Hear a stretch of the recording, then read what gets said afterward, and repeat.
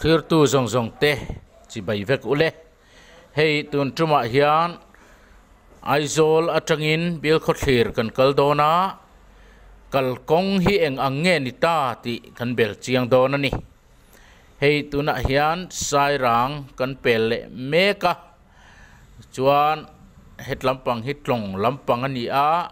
kong pui dung zai zai a hian tlong aluang thla zela chuan hei kong pui po thato khop mai rin a in hei hetila hi kan thiat thei dan tur chuan bui chali leikha ani a tha khop maya leng pui lam pan na ni hei in te polo om phei the thua to maya het lampang hi kong a thata wangin trak lian pui pui mai hi akal khep khup maya aloading khep khup maya hei tlong thla zai zai ani a mauron kur te sorale lamani to a ain nai via wani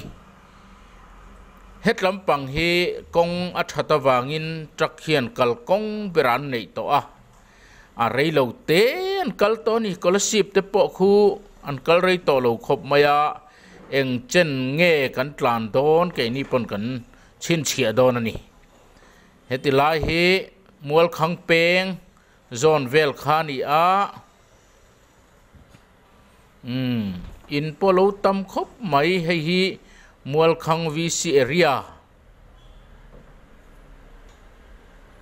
ani a hei in po tam khop maya mi hring cheng an tam to ani hei rel lei man rua tur ni om takania at pui khop maya sei deu mai hian an phura hai an ding khep khup maya hei heng lai te hi hei an man ro phur an chek khom na mun ani a rel kong man rua tur ni om takani motor sei tak mai chen hianin a oma a pui khop mai ti chuan tilai chuk thla hi gas stock na mun kha ani a hei khi tilai khi kan muanga khi rel kal na tur lei an do lai mek ani a ban ringot po hi a chung tlak a chung hi chen na tham ani pui takani hei a om vua mai sang takani sang tak hei hi chu a mor fei chau ani a hei a hnuai hei hi kham rang peng khani a ban te hi pui mia tak ani hei tlan pa han la zuai chau kan ni a nakina kim zokin kan la ron la don ani akong anuam khop mai ti hian kon pui lam kan pan le meka kan lu ta kon pui kan lu tran ani ti hian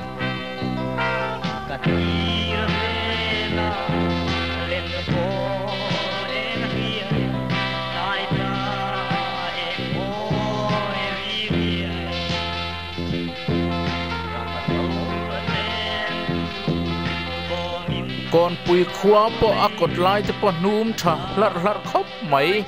kho pui thiang lim tak mai ani a kon pui hi a in za chu kan thret chi alowa amaro chu district capital then khat ai chuan a pui ani in ti thlot te tin ami hring cheng mi le khathiam mi bright tak an tama hei kon pui khua hi pui em a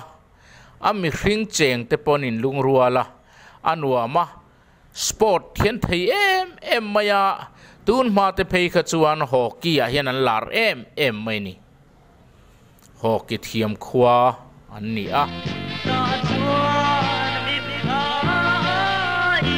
hian kan tlan zela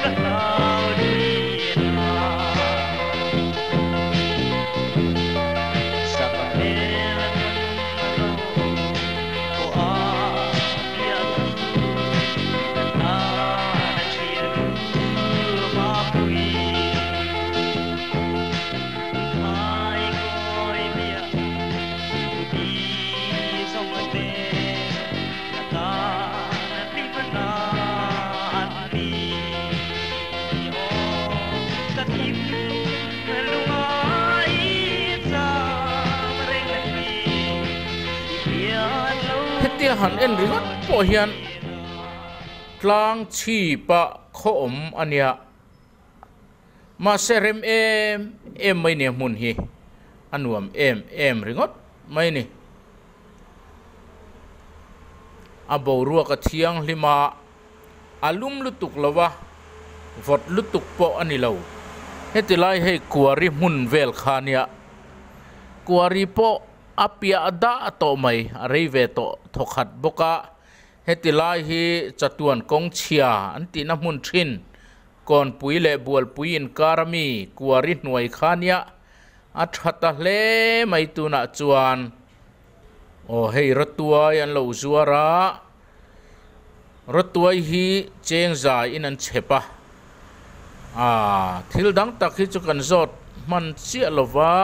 hei so thing mo tharte cheng som thum an te pikul le enge mote po an zuar tre mai hei hi bual pui kho chung ani a petrol pump pon nei thakop mai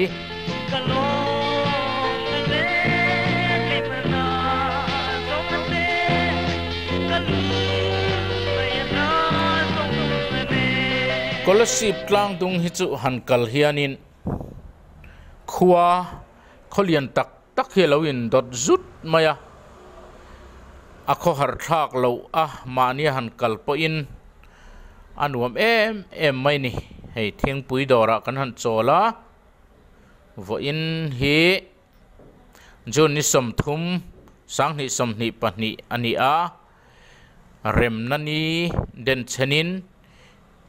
PHC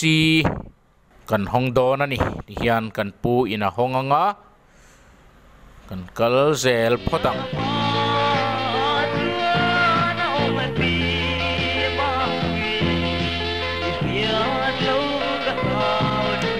akong alo nuam to khop mai hei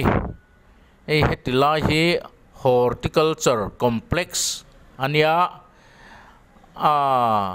hei dragon fruit ten lo nga na samaya kong atangin alang ut mai amara chutlan lai kan ni awangin kalai kan ni awangin cholman kan ni lawani ria kong puipo tun ma ai chuan athata hle mai tuna hian dar sarile minute sompali ani a scholarship khuang puilam kan thleng meka ti hian achung kan luta dar kar ni minute som panga arik ma in khuang puilam kha kan luta ni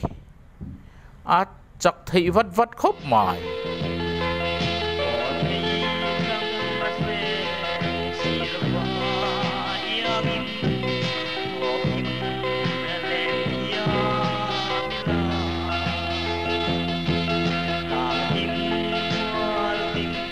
lana hei vai mim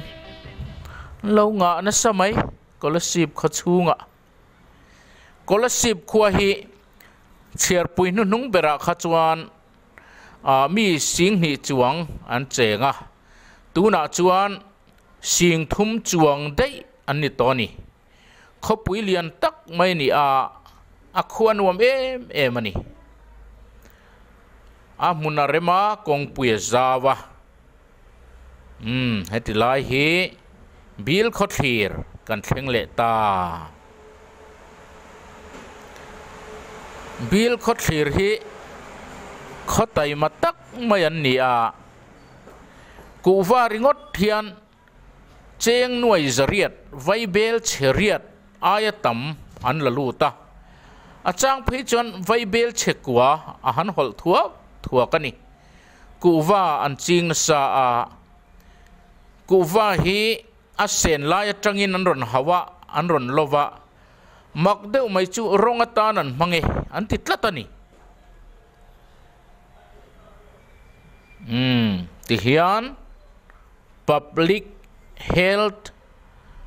center kan thleng headline muna hian function toite kan neyanga headline bial hi